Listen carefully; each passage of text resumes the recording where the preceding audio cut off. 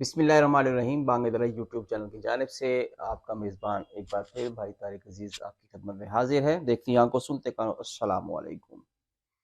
सामिर मोहतरम, social touch के हवाले से मैंने एक बार मौलाना अबुल कलाम आज़ाद के घरेलू माहौल के और उनकी तरबियत के लिहाज से एक वीडियो आप हज़रात के सामने पेश की थी, जिसमें ये बताने की कोशिश की गई थी कि किस तरह किसी बच्चे की तरबियत जो उसके घर में होती है वो मुआशरे में अपना कैसे किरदार अदा करता है। वो एक मुस्बत मैंने आपको मिसाल पेश की थी मुआशरे में आने वाली नस्ल में जो घरेलू माहौल की तरबियत होती है उसका क्या असर होता है। आज मैं पाकिस्तान की मौजूदा एक ऐसी शख्सियत, सियासी शख्सियत की घरेलू मिसाल पेश करूँगा जिससे ये बात साबित होगी कि वाकई किसी बच्चे की जो घरेलू तरबियत होती है वो किसी मुआशरे में क्या किरदार अदा करती है। पाकिस्तान की सियासत में जो अपने आप को फर्जंद पाकिस्तान कहते हैं और मैं उसको इब्नुल वक्त कहता हूँ, मेरी मुराद शेख रशीद है, उनकी मैं घरेलू तरबियत के हवाले से आपको एक मिसाल दूंगा। और मैंने लाल हवेली का जब जिक्र किया था कि वो धनराज और बुद्धा की जो मोहब्बत की निशानी थी, जो आपस में मुआशके की एक इलामत थी लाल हवेली, वो क्यों कर शेख रशीद ही के हिस्से में आई और वो क्यों कर शेख रशीद ही ने उसको अपनी विरासत समझा और आज तक समझते आ रहे हैं। ये मैंने आपको पहले वादा किया था कि मैं आपको आगे तफसील बताऊंगा, लेकिन उस पर कुछ थोड़ी सी रिसर्च मेरी अभी चल रही है। मैं जब तक मुकम्मल ना कर लूँ तो मैं नहीं समझता कि मैं वो आप हज़रात के सामने पेश करनी चाहिए। शेख रशीद का माहौल, घरेलू माहौल ऐसा था कि माशाल्लाह अल्लाह ताला ने उनको, उनके वालिद को औलाद कसीर दी थी। एक दर्जन से ज़्यादा वो बहन भाई थे और वो उस वक़्त कोई एक शेख रशीद नहीं था मुआशरे में, बहुत सारे ख़ानदान ऐसे थे जिनकी कसीर औलाद हुआ करती थी। और औलाद का कसीर होना ये हरगिज़ मतलब नहीं होता कि उनकी घर की तरबियत अच्छी नहीं होती। बहुत सारी मिसालें मैं आगे चल के दूँगा आपको, जहाँ पर बहुत सारी फैमिलीज ऐसी हैं जिनके कई कई बच्चे हैं, लेकिन हर बच्चा अपनी जिंदगी में दूसरों के लिए एक नमूना, दूसरों के लिए एक मॉडल है। मौजूदा दौर में भी बहुत सारी शख्सियात ऐसी हैं, जब मैं अपने उस प्रोग्राम में आप हजरात को उनके हवाले दूंगा तो आप इस चीज़ को बड़ा फ़ख्र महसूस करेंगे कि औलाद का ज़्यादा होना, गुर्बत का होना तरबियत का असर अंदाज नहीं हो सकती। तरबियत के ऊपर गुर्बत या कसीर औलाद असरअंदाज नहीं हो सकती। शेख रशीद का बचपन ऐसा है कि एक दर्जे से ज्यादा बहन भाई थे, लेकिन ये इतना बदतमीज था शेख रशीद के अपने भाइयों को मारा करता था, ठुड्डे मारा करता था। कैसे मारा करता था उसकी अपनी जुबानी आप हजरात को मैं सुनाता हूँ, जरा देखिएगा। तो फिर बाज़ का दूसरे बच्चे भी आना शुरू हो गए, मुझे ये पसंद ही नहीं था, मैं उनको लाते मारता था। तो फिर मेरी माँ इस चीज़ से बड़ी परेशान थी, कहीं मैं अपनी माँ के साथ किसी को और लेटता, मेरे छोटे भाई जो आए या बहनें आई तो मैं उनको ठुड्डे मारता था। जैसे कि आपने अभी देखा है कि शेख रशीद खुद इकरार कर रहा है कि मैं घर में ऐसा लड़ाका था कि मैं अपने भाइयों को ठुड्डे मारता था और इतना मारता था कि मेरी माँ डर जाती थी कि कहीं ऐसा ना हो कि कोई भाई इसका इसके हाथ से मर जाए।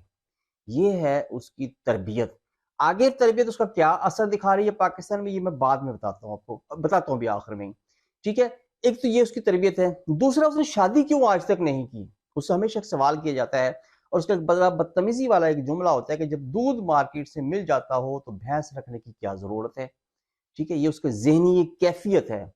शादी के बारे में, औरतों के बारे में उसके बहुत सारे वाक़यात हैं, मुआशरे के बहुत सारे वाक़यात हैं, उसकी ज़लालत के बहुत सारे वाक़यात हैं। मैं यहाँ ज़िक्र करना भी मकसद नहीं है मेरा, लेकिन औरत जो मुआशरे का एक मुक़द्दस फ़र्द है, औरत जो एक माँ की सूरत में होता है, औरत जो एक बीवी की सूरत में होती है, औरत जो एक बहन की सूरत में होती है, औरत जो एक बेटी की सूरत में होती है, जो जो रिश्ता औरत का उठा लिया जाए, काबिल सद एहतराम का दर्जा वो रखती है। मुआशरे में औरत के बगैर अमन और सुकून हो ही नहीं सकता। मुआशरे के अंदर औरत का किरदार एक नाकाबिल फरामोश किरदार होता है और एक मुकद्दस किरदार होता है। लेकिन शेख रशीद उस औरत के बारे में क्या तासुरात रखता है, जरा तवज्जो फरमाइए, सुनिए उसके अपने बारे में, सुनिए क्या कहते हैं। ये ऐसी बातें हैं आप एंकरों ने बनाई हुई हैं कि हर बड़े आदमी के पीछे एक औरत का हाथ है। ये सब फजूल बातें हैं। औरत بناتی اس آدمی کو جو بڑا ہو، جس کو پتا ہو یہ ٹھیک ہوگا. بیچارے غریب سے کون رشتہ کرتا ہے اس میں؟ جس کا پتا ہو یہ مالدار ہے، گاڑی ہے، ریل ہے، پیل ہے، عورت کو آپ ویسی کریڈٹ دیتے. ہر بڑے آدمی کے پیچھے سب بکواس گزارتے ہیں، بچوں کے لیے زندہ ہیں جی، بیوی سے ڈرے ہیں.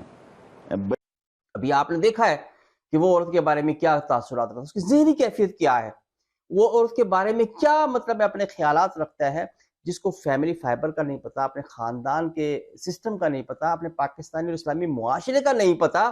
وہ چلا ہے پاکستان کی سیاست کا ٹھیکیدار بننے، وہ چلا ہے پاکستان میں نظام کو تبدیل کرنے کے لیے، تو یہ چلا ہے قوم کو بدلنے کے لیے، ملک میں تبدیلی لانے کے لیے. ایک ایسا شخص جس کی گھریلو تربیت قابل تعریف نہ ہو بلکہ قابل ذکر ہی نہ ہو، ایک ایسا شخص جس کی عورتوں کے بارے میں نظریات ہی عجیب و غریب ہوں، ایک ایسا شخص جو شادی ہی نہ کرنا چاہتا ہو، ایک نظام، گھریلو نظام نہ بنانا چاہ رہا ہو. میں حیران ہوتا ہوں اس کو لیڈر بنا. ویسے تو وہ لیڈر ہے بھی نہیں، اپنی ایک ون مین شو ہے، ایک پارٹی کا خود ہی لیڈر ہے، خود ہی ورکر ہے. ہاں کچھ دوست ہوتے ہیں، احباب ہوتے ہیں، پھر دیکھو جیسے ماحول ہوتا ہے ویسے اس کے دوست ہوتے ہیں. ایک شرابی کے دوست شرابی ہوں گے، نشے کے دوست نشے ہی ہوں گے، تو اب بدماشوں کے دوست بدماش ہی ہوں گے. تو شیخ رشید کے کچھ دوست شیخ رشید کے اپنے ہی زیر اثر رہنے والے اسی کے نظریات کے لوگ ہوں گے، یقیناً ہوں گے. لیکن اس نے بھی جو ایک پارٹی منتخب کی جس میں رہ کر اپنے وجود کو بڑا کرنے کی کوشش کی، وہ ہے پاکستان تحریک انصاف. اس نے پاکستان تحریک انصاف کے ساتھ غیر مشروط جو تعاون جاری رکھا ہوا ہے، وہ پی ٹی آئی کے اوپر احسان نہیں کر رہا بلکہ وہ اپنے وجود کو، اپنے چھوٹے سے قد کو بڑا کرنے کی کوشش کر رہا ہے. لیکن معاشرے میں اس کے کیا اثرات ہیں، اس کی ذاتی شخصیت کے کیا اثرات ہیں، اس کا ہمیشہ سے یہ جو ہے نا تباہی و بربادی والا رویہ رہا ہے، ہمیشہ سے رہا ہے. سن 88 سے میں اس کو جانتا ہوں، جس کی جماعت میں بھی رہا ہے اس کا جارحانہ رویہ رہا ہے. کلاشنکوف کے کیس ہو، بدماشیوں کے کیس ہو، قبضہ گروپ ہو، پنڈی میں مشہور ہے قبضہ گروپ کے حوالے سے، 2 نمبر کاموں کے حوالے سے. میں اس کی تفصیل میں یہاں نہیں جا رہا، صرف میں یہاں پہ سوشل ٹچ کے عنوان میں رہتے ہوئے یہ بات آپ دوست احباب کو بتانے کی کوشش کرنا چاہتا ہوں کہ کسی فرد واحد کے، کسی خاندان میں تربیت کے اثرات ہوتے ہیں اس معاشرے کے اوپر، اس معاشرے کی تربیت کے اوپر. تو یہ شیخ رشید جس کا بچپن انتشار کا ماحول میں گزرا ہے، جس کی جوانی عورت جیسی مقدس شخصیت سے نفرت کرنے میں گزر گئی ہو، اور جو صرف جلاؤ، گھراؤ، مارو، آگ لگا دو ملک کو، اس قسم کا نظریہ رکھتا ہو.